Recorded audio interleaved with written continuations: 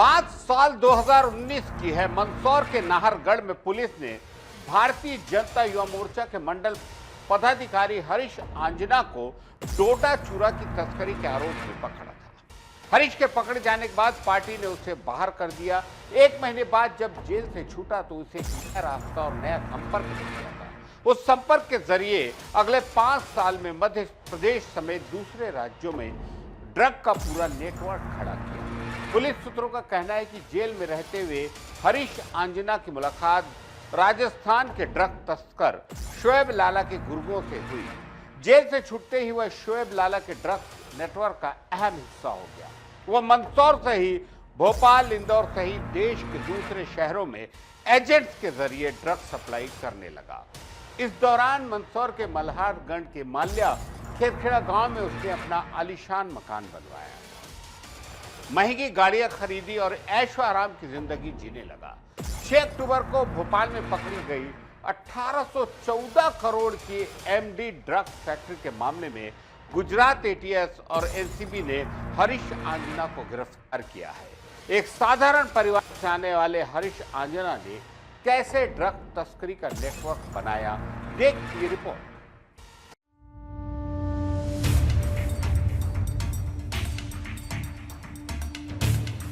2015 में सरपंच का चुनाव लड़ा, हार गया। हरीश आंजना बेहद महत्वाकांक्षी है। 2015 में उसने अपने गांव के सरपंच का चुनाव लड़ा था, लेकिन हार गया। चुनाव हारने के बाद भी बीजेपी के लिए काम करता रहा। साल 2019 में पहली बार वह डोडा चूरा की तस्करी में पकड़ा गया। बीजेपी के जिला अध्यक्ष नानालाल अटेलिया कहते हैं कि जैसे ही उसकी तस्करी में नाम आया, पार्टी ने उसे बाहर का रास्ता दिखा दिया था। 1 महीने बाद वह जेल से छूटा, तब प्रदेश में कांग्रेस की सरकार थी। उसने कांग्रेस के नेताओं से संपर्क बनाए। इस दौरान उसकी मुलाकात कांग्रेस नेता राकेश पाटीदार के साले प्रेम सुख पाटीदार से हुई। 2020 में कांग्रेस की सरकार गिर गई। इसके बाद वह फिर बीजेपी नेताओं से नज़दीकी बढ़ाने लगा। जिला पंचायत का चुनाव लड़ना चाहता था। साल 2022 में ग्वालियर में उसके खिलाफ एक बार फिर एनडीपीसी एक्ट का मामला दर्ज हुआ। इसी साल उसने अपने क्षेत्र से जिला पंचायत सदस्य का चुनाव लड़ने की तैयारी कर ली थी, लेकिन आपराधिक केस में नाम आने के बाद बीजेपी ने उससे किनारा कर लिया। आंजना ने भी जिला पंचायत का चुनाव नहीं लड़ा। इसके बाद वह पूरी तरह से तस्करी के धंधे में उतर गया। आंजना के गांव माल्या खेरखेड़ा में लोग उसके खिलाफ कोई भी बात सुनने को तैयार नहीं है। वे कहते हैं कि आंजना लोगों की मदद किया करता था। उसकी गिरफ्तारी के बाद लोग कहते हैं कि उसे फंसाया गया है। वह ऐसा आदमी नहीं है। डिप्टी सीएम के साथ फोटो दिखाकर पुलिस प्रशासन को इम्प्रेस करता। जमानत पर बाहर आने के बाद आंजना ने अपना रसूख बरकरार रखा। बीते विधानसभा चुनाव के दौरान मल्हारगढ़ विधानसभा सीट पर उसने बीजेपी उम्मीदवार जगदीश देवड़ा के लिए प्रचार किया।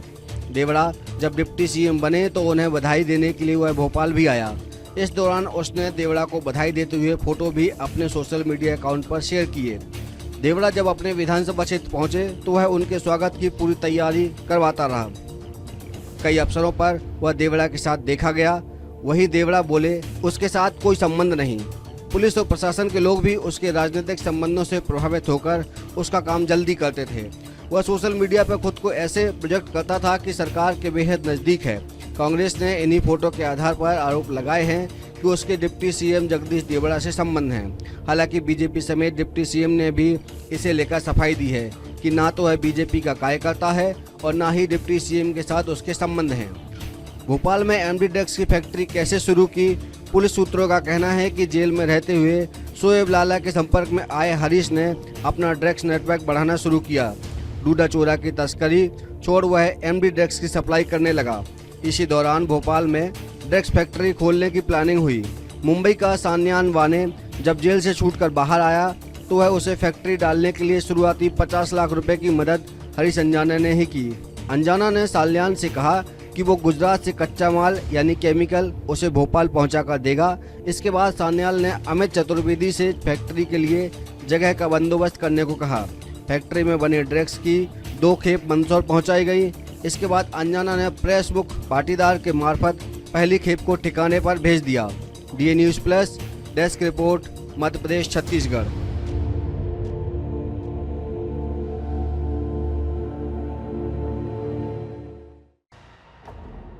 आप देख रहे हैं गुनाह की छींटे, कहीं जाइएगा नहीं।